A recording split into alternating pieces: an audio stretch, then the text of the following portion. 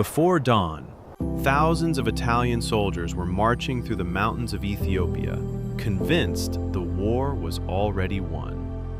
They had modern rifles, modern artillery, professional officers. Europe had seen this story dozens of times before. Another African army, another easy victory. Across Africa, kingdoms were disappearing, one after another. European empires drew new borders, claimed new colonies, and expected no resistance they couldn't crush. Then they reached Ethiopia.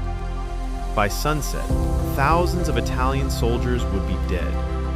One European empire would suffer one of the greatest defeats in colonial history, and the world would be forced to ask one question: how did this happen? To understand why Italy lost, we first have to understand why it believed losing was impossible. By the late 19th century, Europe had become obsessed with empire. Every colony meant more wealth, more influence, and more prestige. In 1884, European powers gathered in Berlin to divide much of Africa among themselves. Borders were drawn, territories claimed, and futures decided. Not by the people who lived there, but by men sitting around a table thousands of kilometers away. But there was one problem. Italy was late. Britain already controlled vast territories. France was building one of the largest empires in the world. Even Belgium, a country smaller than many African kingdoms, had seized the Congo. Italy wanted what every European power seemed to have: an African colony. Across the Red Sea stood an ancient empire, Ethiopia, a nation with its own emperor, its own traditions, and centuries of independent rule. To Italy, it looked like the perfect prize. But appearances can be dangerously misleading. Italy believed it had found a way to claim Ethiopia without fighting a war. All it needed was one treaty, and one sentence hidden inside it. Sometimes, history doesn't change because of a battle. Sometimes, it changes because of a single sentence. In 1889, Italy and Ethiopia signed what became known as the Treaty of Ruchal. To Italy, it looked like victory. To Ethiopia, it meant something completely different. In the Italian version, Ethiopia was required to conduct its foreign affairs through Italy, a protectorate, an empire, without firing a single shot. But in the Amharic version, the same article was optional. Two documents, one treaty, two completely different futures. Italy believed Ethiopia now belonged to them. Ethiopia had never agreed. This was the man Italy had misunderstood: Emperor Menelik II. He wasn't the loudest ruler in Africa. He wasn't the richest. He wasn't searching for war. But he understood something many leaders didn't. Europe wasn't coming to negotiate. Europe was coming to rule. Across the continent, kingdom after kingdom disappeared. Menelik watched carefully. He didn't see isolated wars. He saw a pattern. And patterns can be prepared for. Italy expected spears. Instead, shipments of modern rifles entered Ethiopia. Artillery, ammunition. Years before the first battle, Menelik had already begun preparing.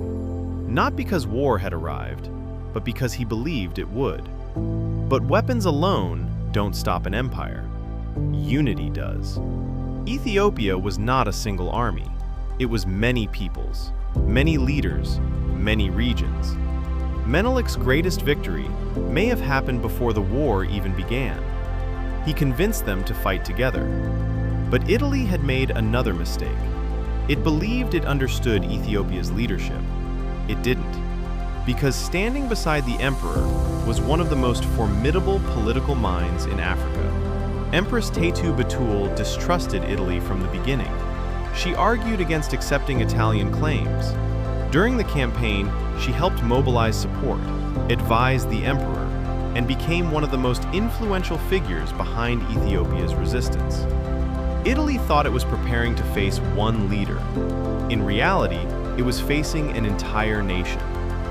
Then, Italy made the decision that would destroy its empire's dream. General Baratieri gave the order to march. Before sunrise, everything would begin to fall apart.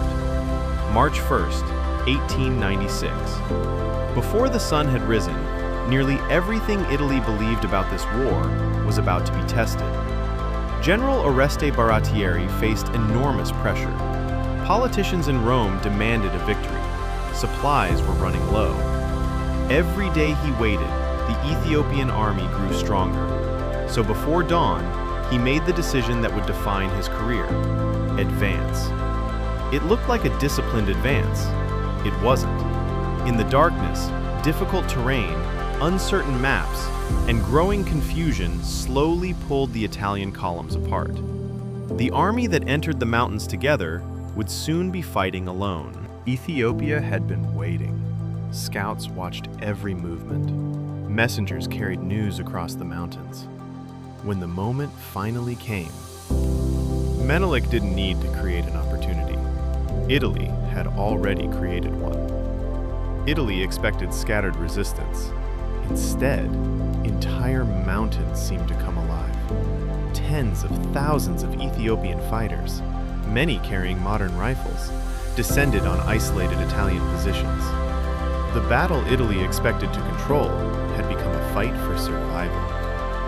By the end of the day, the invasion had collapsed. Thousands of Italian soldiers had been killed, thousands more captured, and the army Europe believed would dominate Ethiopia no longer existed as an effective fighting force. News of the defeat traveled around the world. Europe was stunned. The idea that a modern European army could be decisively defeated by an African empire challenged assumptions that had fueled the scramble for Africa. Italy had expected another colony. Instead, it had handed Ethiopia one of the greatest victories in African history. Adwa did not end colonialism. Much of Africa remained under European rule, and decades later, fascist Italy would invade Ethiopia again. But the victory at Adwa accomplished something no army could erase. It proved that colonial conquest was not inevitable. Ethiopia's victory forced Italy to recognize its independence. It became a source of inspiration for generations who dreamed of freedom across Africa and beyond. Yet Menelik's legacy also remains debated. While defending Ethiopia from European empire, he continued expanding and consolidating his own. Like many great figures in history, his story is one of achievement, complexity, and contradiction. Italy believed one sentence had given it a country. It believed modern weapons guaranteed victory. It believed Africa would surrender like so many places before. It was wrong.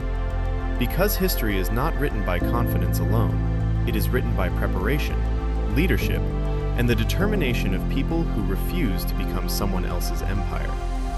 Next time, we'll uncover another forgotten chapter from Africa's past. Until then, keep questioning history, because every empire leaves secrets behind, and every vault is waiting to be opened.